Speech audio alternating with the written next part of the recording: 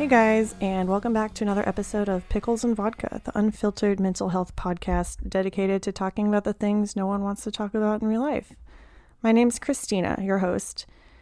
And before I get into today's episode, I want to give you guys a little bit of an update into my life. I'm still in Virginia. For those who might be new to the podcast, I live in Seattle, but I was laid off of work about a month ago, I want to say, when the COVID-19 stuff started getting real there, because I work in the events industry and our business is obviously affected a lot by it. So yeah, I got laid off. Plane tickets back to the East Coast were super cheap, so I got on a plane 3 days later and I'm still here with my family. I'm staying with my parents and then 4 out of my 6 siblings. So that's 7 people that have been in the same house together since this all went down. Everyone's working from home, schooling from home. Well, my one sister is in the healthcare industry, so she's still going to work, but everyone else is just at home. And it hasn't really been easy. There's been a lot of tension, as to be expected, you know, when any family is up in each other's business 24/7. But I have to remind myself that it's a lot better than it would be if I had been in Seattle by myself in my micro studio. My mental health hasn't been the greatest. And I know before I left Seattle, right around the time I got laid off, I was just really not having a good time and I was spiraling pretty hard. And so that's one of the reasons I didn't hesitate to come here, because I knew I needed extra accountability, because I'm pretty high functioning. Like, my job is usually the last thing to go. So without my job, I just knew I would need that extra support of my family to just get to a better place and stay healthy. So, I mean, all of us are going through a really hard time right now, whether you lost your job or you're one of the amazing people who works in the healthcare industry or the service industry. It's tough right now and everything is up in the air. And when this is all over, it's never going to be the same. And that's scary. But I think it's important to just realize that it's okay to not be okay right now. I've been seeing a lot of stuff going around, like, you are in the middle of a pandemic. It's okay to not be your most productive self. Because I've been putting a lot of pressure on myself to be super productive and get all my projects done, work on this podcast, because I do have a lot of free time on my hands. But I'm also dealing with a lot of mental health bullshit, and I have to just remind myself that it's okay to not be okay. And same goes for you guys. With that said, I think it's really important to stay positive. Today's guest is Lucysarah. I met her back in 2017. She is the founder of the Fox Run, an amazing women's motorcycle event on the East Coast that I attended a couple years ago. And she's an amazing all-around person and just has such a resilient attitude and sheds light into every life she touches. And it's a really good episode. I'm excited for you guys to hear. If there's one thing to pull from this episode, is to just stay positive, because we need it now more than ever. And there's enough negativity in the world without adding to it. I am trying to be gentle with myself, but I'm also trying to fill my time with podcast stuff while I can. So if you've ever wanted to be a guest on the show, but something's been holding you back, this is the perfect time to reach out and chat with me about it. Just reach out and let me know, because I want to hear how you guys are dealing with this stuff, especially how it pertains to your mental health. I think it's a really important time to start a conversation, because people who don't normally have depression or anxiety, for instance, are kind of getting a glimpse into what it's like to live with that every day. And like I said before, I think things are going to change. Good things are going to come out of this. But in the meantime, be smart, guys. Wash your hands. Don't leave the house unless you absolutely have to. It sucks. It's going to suck. It's going to get worse before it gets better, but we all need to work together. that's all I have to say about that. DM me on Instagram, Pickles and Vodka Podcast. Email me at picklesandvodkapodcast@gmail.com. I love hearing from you. With that said, here is my interview with Lucysarah. I hope you guys have a beautiful rest of your day and enjoy. Can you hear me okay? Yeah, perfectly. Actually, can you hear me? Yes. Let me Yay! just turn my volume up. So how are you doing today? I'm hanging in. We just got the call that Lancaster and York County are now under, I don't know what the exact thing Shelter in is. place or whatever? Yeah, that thing. Yeah, like, so Yeah. you can't leave your homes? I think we can for like necessities and stuff, or not even necessities, but I guess it's just like they want people to not be outside, Right? Because they're not listening. People are going out in groups and going to the park, and Oh my God, I know. So I'm in Virginia right now. I live in Seattle, but I'm here visiting family, and it's the same. It's ridiculous. wow. So how are you doing? I'm okay. I'm laid off from work. I have been for like a month now. Oh wow. I work in the events industry, so we were one of the first people to get our business cut off. Right. But I mean, I'm on unemployment, and just everyone's in the same boat. Yeah, it's kind of like a dead halt for everyone except for people who are like still working right now. Yeah, exactly. They're all probably feeling crazier like than they usually do. Probably I feeling know. insane right now. It's like, I don't know which is worse. Yeah, definitely. My heart goes out to anybody who has to work in the field where they have to deal with sick people all the time. Like any health cares. Oh, I can't imagine. I mean, my sister-in-law is a nurse, and like she and my brother have quarantined themselves from us. Like, we haven't seen them in like 8 days because they're like, sorry, It feels like, even though it's only like a little more than a week, it feels like forever. Oh my God, I know. It's like so much changes every day. Right. It's kind of all up in the air. Yeah, it's wild. It's a wild times we're living in. I know, it's crazy, and it's only just begun. Yeah, this is just the start, and that's the craziest thing. And what baffles me the most is that people think that this is fake. Oh yeah.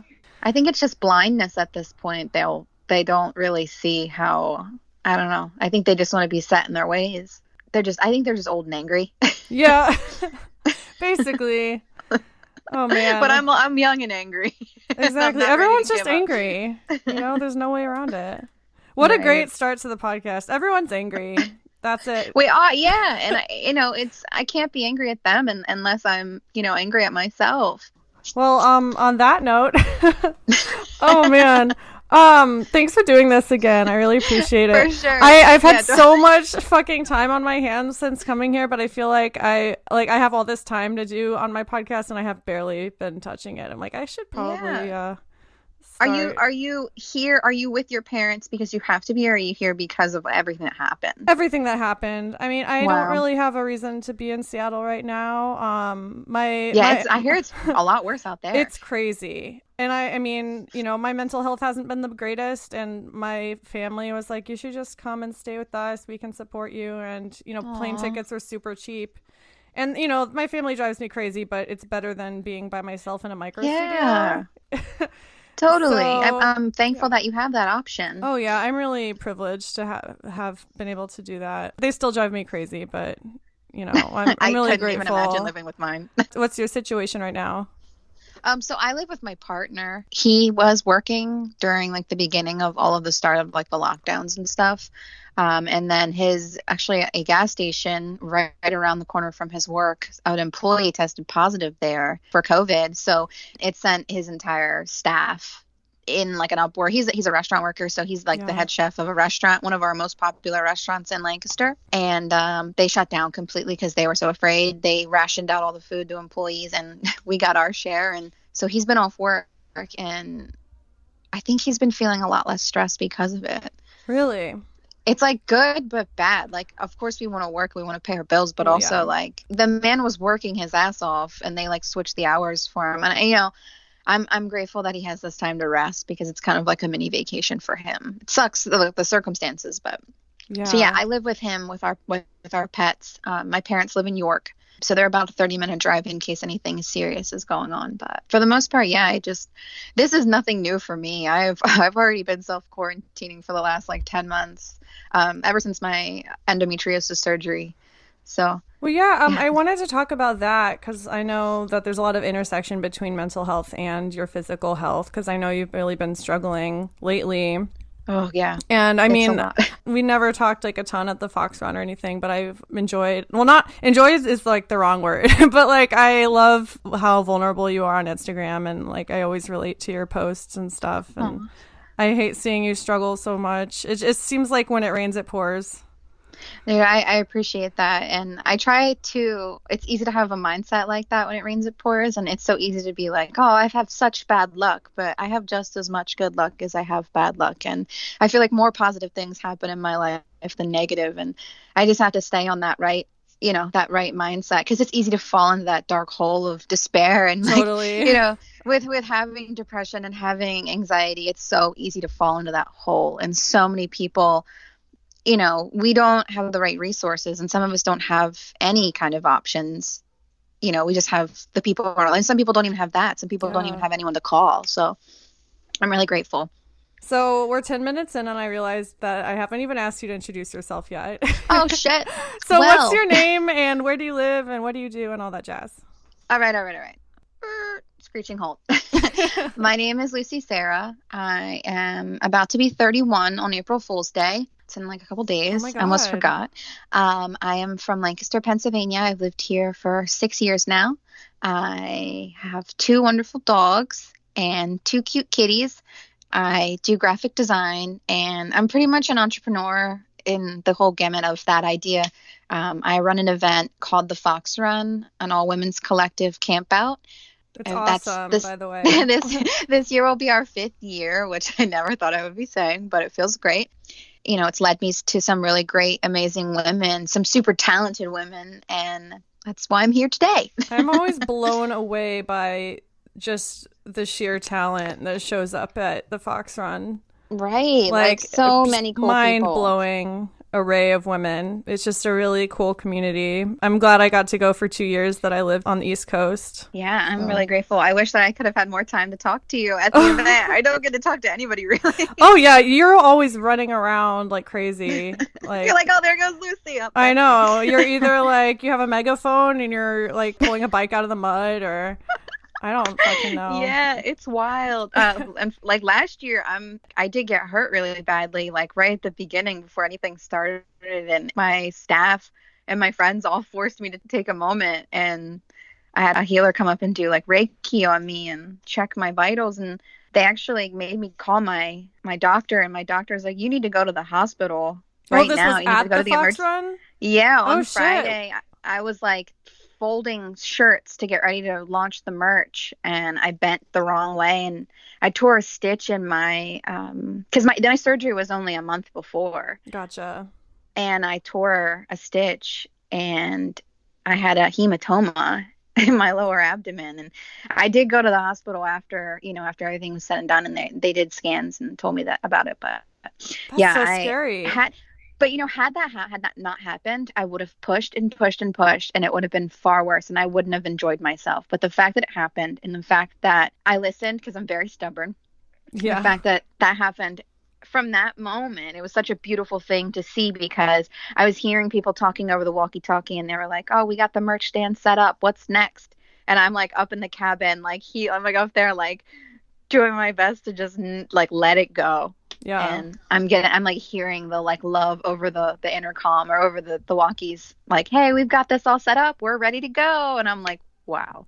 And I come down there, and there wasn't a person who let me touch or lift a damn thing. I walked down, and I went to Good. like, they're like, what do you need? Put it down, we got it. I'm like, oh my gosh, okay, okay. Oh my God, I that's so love you guys, thank you. sweet.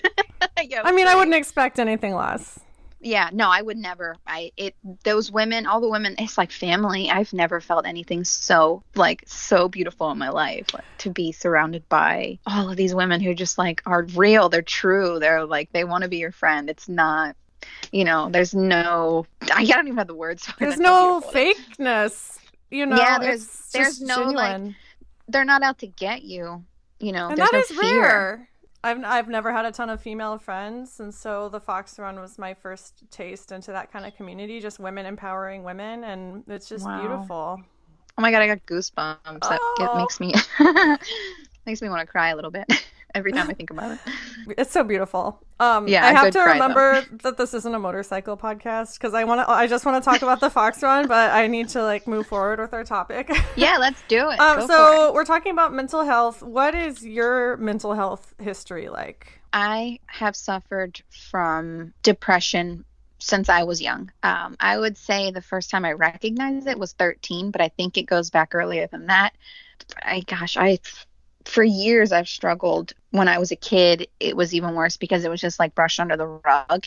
The things that we didn't really talk about. Like if you were angry or upset or, sad, you just never really talked about it. You were either sent to your room or like you just dealt with it on your own. And honestly, when I was a kid, it was kind of just like my parents sent me out into the world and, go play. And that's kind of the way it went. I never really had any close friends growing up. I always, I had friends here and there, but I never had any I was definitely a loner when I was younger. Do you think that had to do with your personality or the depression or a little bit of both? I think both probably. Now that I look back at it, earlier, I probably would have been like, no, it was just everybody else. But, definitely, you got to point the finger at yourself sometimes when it comes to different things like that. Are you close to your parents or were you back then? I would say that I was a little disconnected from them. Had a lot of resentment, obviously being, going into a teenage year. A lot of different things happen in my family that it's a little much to admit. And if my parents ever listen to it, I don't ever want to talk badly about them. But, and that's another thing too, is that when I talk about it, my parents don't act like it happened. The only real thing that I have is that my sister and we rely on each other when it comes to things like that. We were never really close. We were actually fought like tooth and nail when we were kids, and to the point where I think almost every scar on my body that required stitches was because of her. And damn, we really messed each other up. But it's nice now because we're close, and I'm close with my family now as well. My parents. It's the first time in my entire adult life that I've had my parents are there for me, and not that they weren't before, but now I feel like they are getting a better grip of. That I'm my own person and I'm going to do whatever the hell I want. Yeah, regardless of what anyone says. Finally sinking in. So thankful. It took some really shitty things for my family and I to be closer. So, yeah, my mom, 6 years ago, maybe 6 years ago, my mom got cancer. She had colon cancer. And that's kind of what set me with my health into motion because it was like, holy shit, this just got so much more real. My chances of getting it went up to, 50% chance. So immediately went in and, wow. All this stuff was happening and I was seeing urologists. I was seeing, what are they called? Gastroenterologists. And they were just passing me back and forth. We don't know what's going on with you. You're fine. And then they're just throwing pills at me. And that's kind of what set me into an even deeper hole of just depression and wanting to die, basically. Totally. Now, how long have your physical health, how's that stuff been going on? Okay, so I would say when I was a teenager and I first got my period, I noticed that I was having extremely painful periods, debilitating, knocked me to my knees, onto the floor, I couldn't get out of bed. I always thought that it was normal because, they're like, oh, well, that's part of being a woman, honey.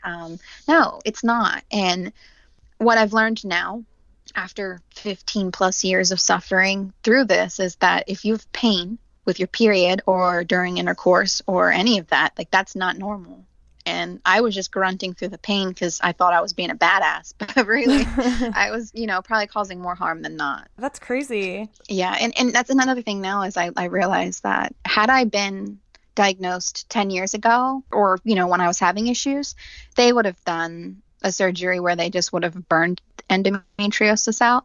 And that doesn't really help. That, causes more scar tissue is what we're learning. And that excision is the best way is when they go in and they cut it out. They go in deeply and they cut it out. So what is it exactly? So endometriosis is scar tissue. And it's when the uterine lining grows outside of the uterus. And when your body is cycling through the hormones that it goes through each cycle, it causes basically bleeding. Okay. And wherever that uterine lining is outside of it, it basically starts to do what it does when you get your period. And it causes a really deep pain. People can have it on their bowels, their bladder. You can have it on your lungs and your heart, which is those are really serious cases. So I had, it's called deeply infiltrative endometriosis, and I had it's stage 3 basically, and I had it on my bowels and my bladder.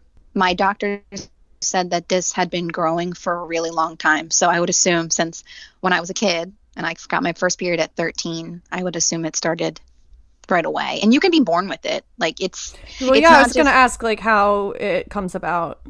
yeah, so don't quote me on all this, but it you can be born with it.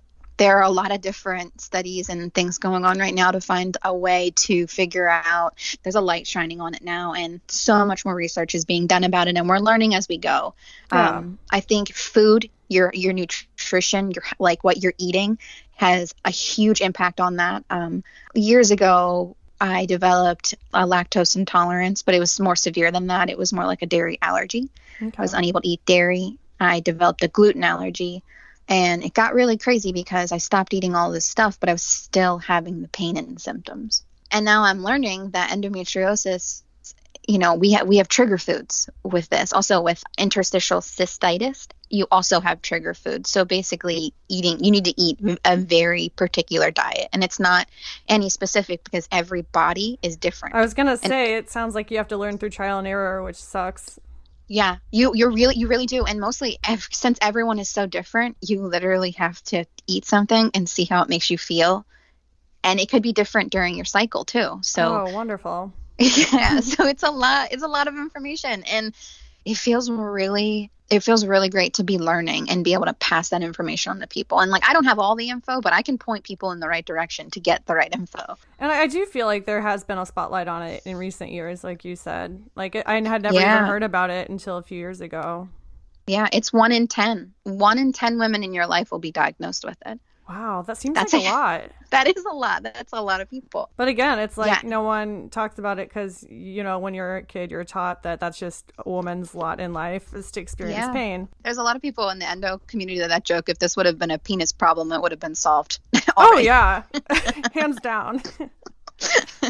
So these physical health issues, they started escalating in the last few years, didn't they? Yeah, they started to get worse. I'm not sure what contributed to it getting worse, but it got to the point where so my cycle is 21 days usually. I start experiencing really painful symptoms always 10 days before my period, during my period, and after. So there's only out of that like 3-week course there's only a few days where I feel like the calm before the storm, like, oh my God, my pain levels, I'm sitting at an 8 most days, and that's out of 10. And the only thing that really helps is like my heating pad, hot baths, physical therapy. I go to a pelvic floor physical therapist who is saving my life. Like, Nice. I think that number one is the best thing that I could recommend to anyone is seeing a pelvic floor physical therapist. Yeah, sometimes it's not always the fancy treatments you need. It's just, Yeah. getting in touch with your body. Yeah, and the first thing they're going to do to anyone is throw pills at you. And unfortunately, to go through it, the only way that they listened to me is when I told them that my family member had endo and she was diagnosed in her 30s. And that's the only thing that made them go, what? Oh, okay. Let's do ultrasounds. And the ultrasounds found nothing, which is a very common thing. Wow. Yeah, it's a lot. It's a lot. That is a lot. Because I think the last time I saw you was I went to the Fox Run in 2018, I think. Oh, yeah. And I don't think you were dealing with it on such a big scale then. Yeah, so it's weird because I was having a lot of pain But you were running then. around and doing all this crazy shit. I I mean, you always thrive. have been. I thrive on adrenaline. I have always been an adrenaline junkie, and that's something that I learned actually from Lady Gaga. Because Oh. she actually, I don't know if you've ever watched anything with her, but she has a couple documentaries out that talks about how she's able to do what she does because of the adrenaline. And I think that's what I run on because I have high anxiety. And I think that the reason I can do so many things is because of that adrenaline. And I'm like, yeah, or whatever. Like I'm scared or I do it. And then afterwards, I'm completely debilitated by it. Like I have to rest for a week or a few days, or I have to take a nap, or like I can't hang out with people for a long period of time. It just becomes, I don't know. And I spent a long time believing doctors when they were like, no, nothing's wrong with you or you're fine. And Yeah. I wasn't. And now that I know that I wasn't, I look back and I'm like, wow, I should have been a lot more gentle with myself. I should have said no. I should have, I should have been Well, easier. yeah. I mean, you started the Fox Run by yourself pretty much. Like, you didn't have any big sponsors or anything like that. Yeah, but I did have a community of women that were helping me. I had probably around 10 women that helped me. I mean, I could not have done it without the support of all of those women. And, we didn't really have any big sponsors. You're right. It was a labor of love. It was a huge labor of love. But before that, I know you did a cross-country motorcycle trip a few years back. Yeah, that was intense. And were you experiencing your endo symptoms then as well? So it's crazy because we left and we rode from Pennsylvania to Texas in a straight shot. And who's we, by the way? I rode with one of my best friends. Her name is Emily, etc. She rode on the back with me the entire way to California and back. I cannot imagine. It was the most intense thing I've ever done. I think I left with a minor UTI. And by the time I got to California, it felt like a full-blown kidney infection. And I had started to pass kidney stones. And all of these symptoms, when I look back now, are all symptoms of IC, interstitial cystitis. I'm going to just call it painful bladder or whatever. All of these things were signs of that. And when we got out there, I passed out from exhaustion. And I had a huge epiphany. And that's why I started the Fox Run, is because I had an epiphany about what the things I was supposed to do. I was basically dying. I was like, my body was like, I lost 15 pounds when I got back home. I looked so skinny and unhealthy from the trip. Like I was eating, but I couldn't really eat a lot because of the nausea from all of it. And so I don't know if that was like a tipping point for me. Like if that's what kind of messed me up even more. I mean, that's a difficult thing to do, even if you don't have that disease. Yeah. Like, I just can't even imagine being in debilitating pain the whole time. Oh, I was a miserable person. And you can ask Emily too, because I still to this day, I'm like, I am so sorry for being the way that I was. And she's like so understanding. She's like, dude, I know you were going through it. Like, I just wanted to make you happy. And she's like, I couldn't even make you happy. And I don't think anyone could have made me happy. I should have just went to a hospital and got medicine.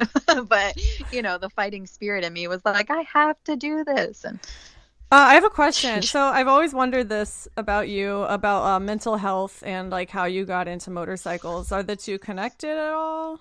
Well, I grew up riding. My parents have always rode. And so I always grew up on some sort of 4 2-wheels, or my dad is a mechanic. So I always grew up in a garage. And I don't know if they're connected on a mental health base, but I do know that riding is like that one thing that if I'm like feeling shitty, I like to go out for a ride. And I haven't been riding in a while actually, but that's that one thing. Endo issues. Yeah, my health in general, and I just, I want to be smart. I don't want to hurt myself more than I just want to be a lot more careful now. And some of those potholes out there are trust me are enough to make you want to vomit when you hit them. Oh my god, yeah, East Coast does not hold back with its potholes. Yeah, no, our little town here in Lancaster, they're giant potholes, and it's wild. It could kill you. Yeah, it's like nothing to be sneezed at. No. Yeah, that's the one thing. But I am really thankful that I've always had that as like a fallback on for, just like a release. My bike's name is Temple, if that's any like consolation to like how much I find that release in riding. I love that. Oh my god, I have to tell you what my dad did for me since I got here. I was talking to him how much I missed riding because I sold my Harley when I moved to Seattle and I haven't ridden since, so it's been like a year and a half. And he joined the local Harley Riders Club on Facebook. He doesn't ride, he's never ridden in his life. And he posted and he was like, hey, my daughter's in town from Seattle and she would love to ride. And it was super sweet, and he did it as a surprise. And the first thing I thought of was, social distancing. I was like, Dad, you can't, I can't go out and meet strangers right now. But it was so sweet. And the president of the club, contacted me, and he might end up lending me a bike while I'm here. What? Oh my God, that's such a beautiful thing. I know. I was crying. I was like, even if I don't get to ride, that is a really sweet thing for a dad to do for his daughters. How thoughtful. Yeah, super sweet. I agree. My mental health definitely relies on stuff like that. And I didn't realize how much good it was doing me until I lost it. Yeah, it's huge. And that's the thing is that if you've never ridden or never ridden with a group of people, you don't understand. Even riding alone, there is a whole different mentality to riding a motorcycle. it takes your entire concentration. Like you Yeah. can't, like when you're in the car, you're like toggle with the radio or like you're staring at stuff. But when you're on a motorcycle, you are so focused. And the second that you aren't focused, you put your life in danger. And I think that's why motorcycle riders are the best drivers. Well, yeah, I mean, just being on the East Coast and riding in all sorts of weather, you really learn how much you can take. And I talked to Rachel about this from Doomed NYC. I had her on the podcast like last year at some point, and she was talking That's about awesome. how it taught her like just how much of a badass she was, like what she could take. Yeah, 'Cause, it's wild. Anything that can go wrong does go wrong when it comes to motorcycling. Oh my God, yeah. And it Always. just shows you that it's not the end of the world. You can handle it. And it just kind of makes you look at all of the other problems in life as kind of easier to deal with in comparison. Definitely. At least for me. Yeah, I agree. Totally. So going back to your mental health, like how would you say your mental health is these days? I feel like I am in a lot better of a place. I'm really grateful to be alive. And I think, even from 2 years ago, I was in a place where I didn't want to be alive. And Yeah, I remember that. I did try to commit suicide. I actually have a couple attempts, but it's been a few years. And I'm really grateful that I was unsuccessful because all of the things that have happened in the last 5-6 years have been some of the most beautiful things. And I am really grateful to be here to experience them and meet the people that I've met. It's hard for me now to look back and think that that's how I felt. And I feel obligated to help people who are struggling with the same stuff. Totally. I feel like it's my duty to be a light for people who are in the dark because I've been there. And I think that's with a lot of people in a lot of different situations. If you've ever struggled with something, seeing someone else going through that, you just want to you just want to be there for them. Yeah. That's how it is for me. It's like a whole lot. Like I do so much now to combat it. Well, what do you do? I have recently started going to a therapist, and with all of the stuff that's going on right now with COVID, I have been doing over the phone therapy, which is actually really nice because I don't have to like rush to the place where, so it feels cool to do that. She's been really helpful, really grateful for that opportunity. Another thing I've been doing also, I told you, is a physical therapy. I go to that weekly, and I love the woman that I work with. She is extremely nice and makes me feel comfortable, and it's a very, very vulnerable thing because like she's touching me in places where are very personal places, so you got to really trust the person. I have a small group of women that are trustworthy women that I love very much, and it's basically a resource. So whenever I'm feeling shitty, I usually call my best friend. She's part of this group, and we talk. We've been FaceTiming a lot, and we'll just like FaceTime each other and dance on the phone together. Aww.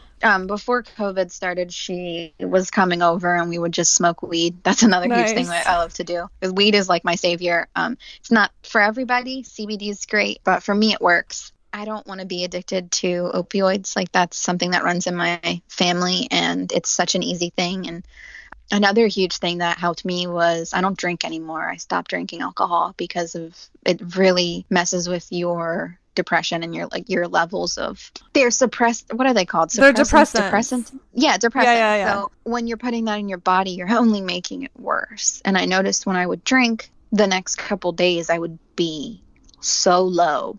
I'd have those feelings of just not wanting to wake up. Like I didn't want to wake up. I didn't want to live.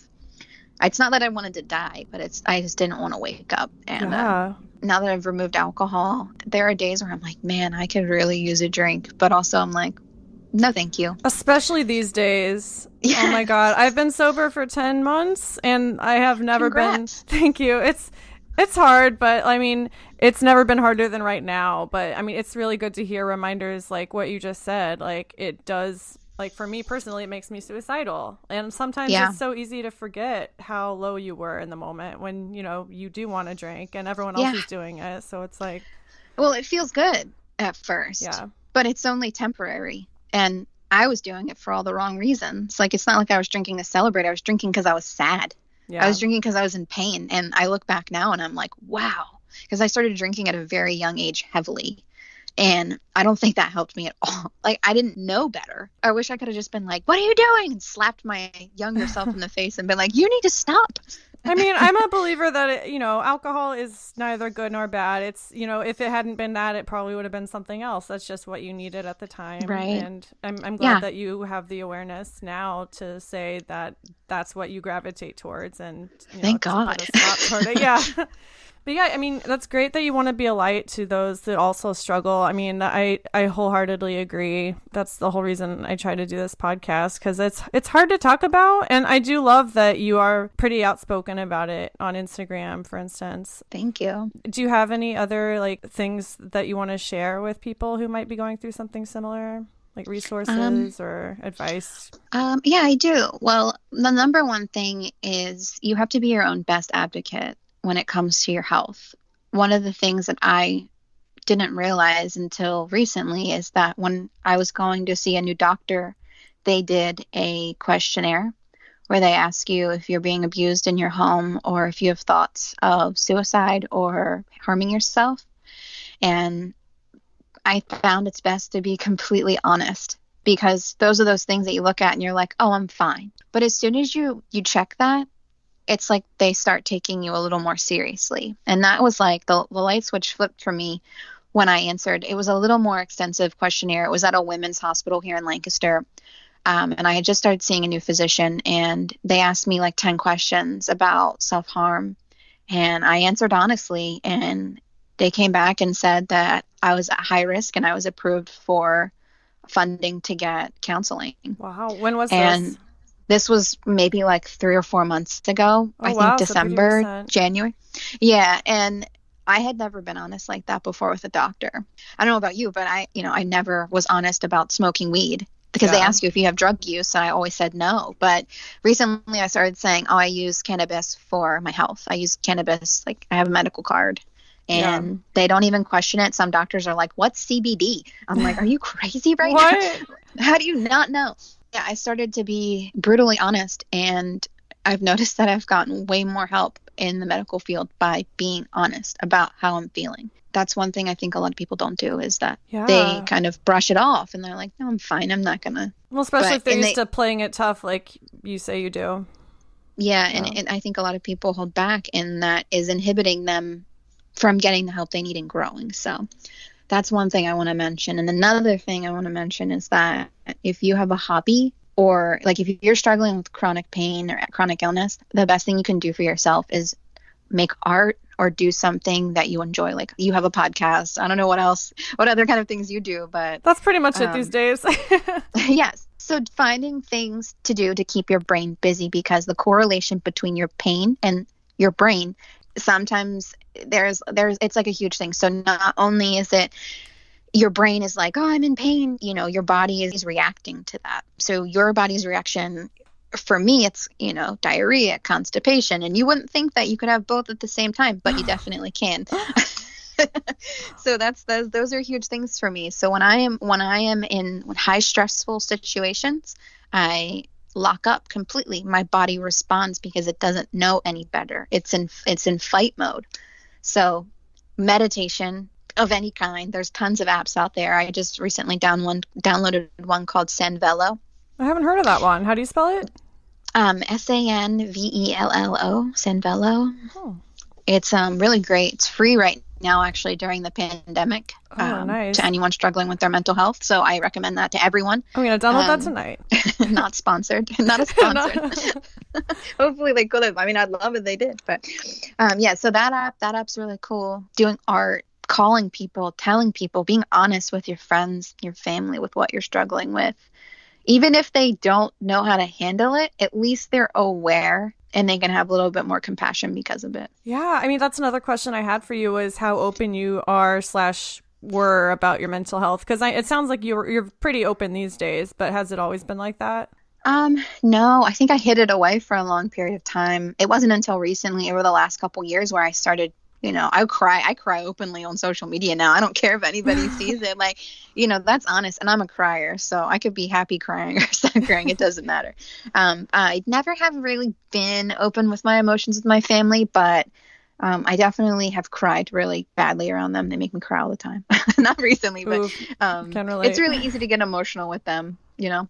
But now that I'm older, just everything switched when I turned 30. It was just like, oh, you're an adult now. You know, you've got Yeah. all these diagnoses. Like, I've got all these diagnoses. I've got all this stuff in front of me, and now I'm just doing what I know how to do. Yeah, I was gonna ask, like, what was the thing that made you start being more aware of that kind of stuff? I mean, you mentioned your mom's cancer and the Yeah. wake up call you had there, and that would do it. Yeah, that was a huge one for my family. Like, How is that she doing was, now? oh, she's in remission now. Sorry, I forgot to mention that. Oh She yeah. is in remission. She made it back. She was on her deathbed, and I know where I get my fighting spirit from. Nice. Definitely from her. And as shitty as the situation it was a biggest blessing in disguise because it brought our family so much closer together. So much light was shined. It's like kind of like an iceberg. There's all this stuff in the dark, and now it's all being like brought to light. That's So weird amazing. because Lucy means light. Really? Yeah, Lucy means light, and I love it. I love it so much. Own it. Yeah.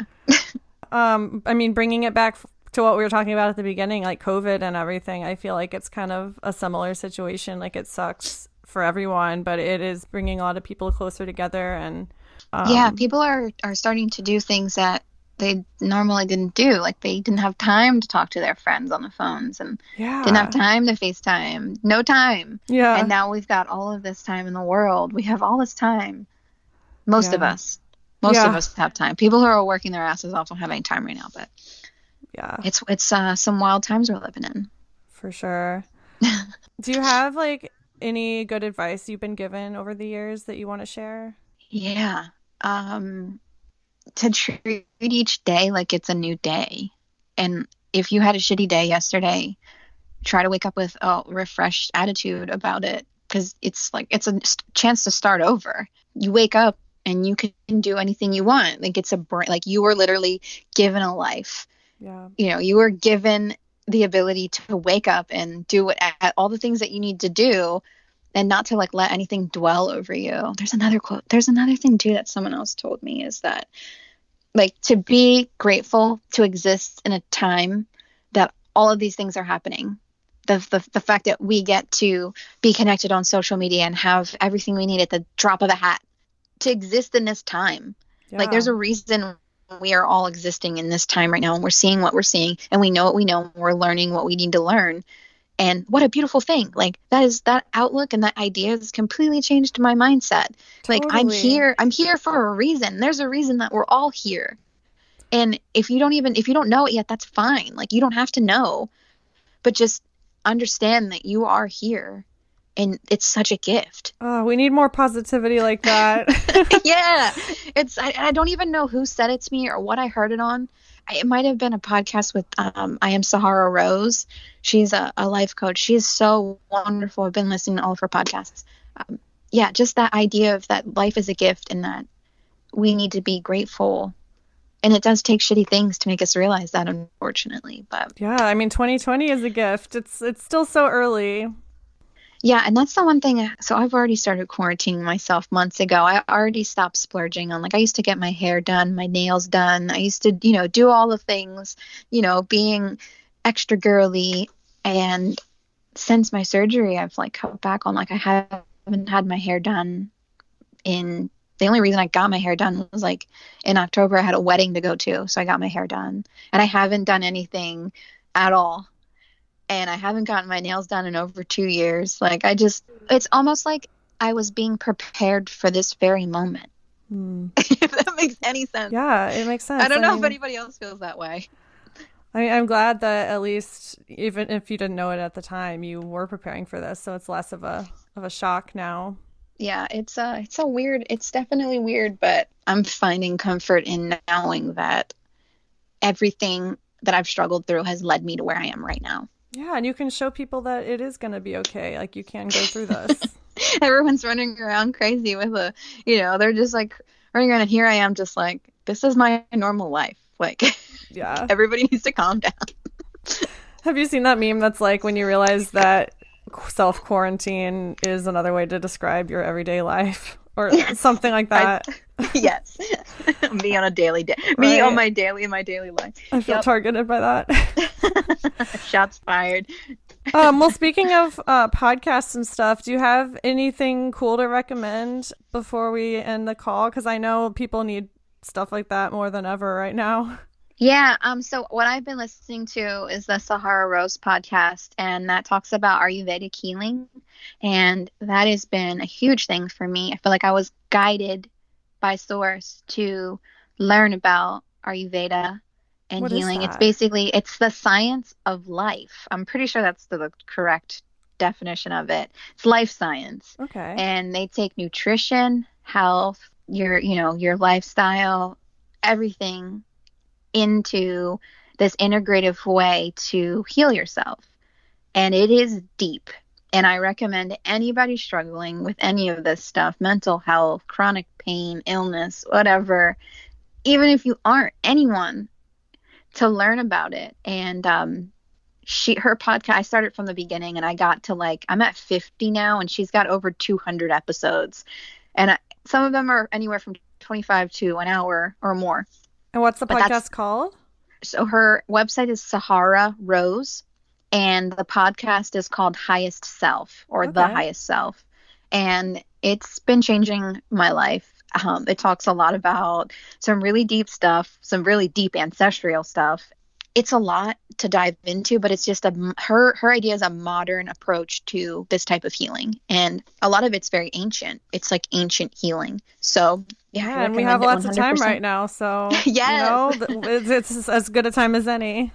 Yeah, I recommend it so much. I actually learned, I don't know if you know who Alistair's Elixirs is here in Lancaster, but she makes products, like herbal products, and some of them are infused with CBD. Actually, most of them are infused with CBD, but she sells these products, and she was the one that gave me this book about Ayurvedic healing and was like, I think this is going to help you. And I'm not much of a book reader. Just because I have a little bit of dyslexia, so reading can be hard for me. So I love listening to Audible and podcasts. Yes. So I read as much of the book as I could read, and then I ended up finding this Ayurvedic teacher. She actually wrote the book, The Idiot's Guide to Ayurveda. It's crazy, the whole story behind that. But so I was helping a client who is a life coach, who was like, I really like this website, and showed me her website. And I was like, oh shit, I need to what is this girl talking about? To get on this. Yeah. So I started listening. I'm like, oh my God, this is life changing. And sure enough, here I am. I just listened to the science. I followed it was guiding me, I was meant to be where I'm at right now. So that's amazing. Yeah. And I know my listeners will definitely benefit from something like that. Well, I hope that they do. I'm really grateful to have anybody listening to me. It feels really great. Yeah. Do you have anything else you want to say before we call it quits? I just want to say that I love you, Christina. I love you. And I love everyone listening to this. Thank you so much for hearing what I have to say. And I hope that whatever you're struggling with, that you find some light and some peace and are able to move past this. Beautiful. So beautiful. I'm crying. Oh, I'm crying. Do you want to tell people where they can follow you and stuff? So my Instagram is at Lucysarah with 2 H's, and you'll know it's me because you'll see a lot of motorcycle and flowers. Also, if you're interested in following the Fox Run, it is at the Fox Run. Anything else? Yeah, that's all. That's all you need to know, basically. If you need anything, send me a message. Yeah, thank you so much. This was amazing. I just feel really positive after talking to you, and I hope the listeners feel the same way. I'm giving you a virtual hug right now. Oh, same. I hope it feels good, because it feels good over here. I mean, even if we were in the same room, we'd have to give each other virtual hugs. Oh, yeah, I would totally give you a virtual hug if we were in the same room. Same. That's the weirdest thing I've ever said all day today. On that note, I hope you have a wonderful night. You too, sweetheart. And thank you so much. All right, bye. Bye.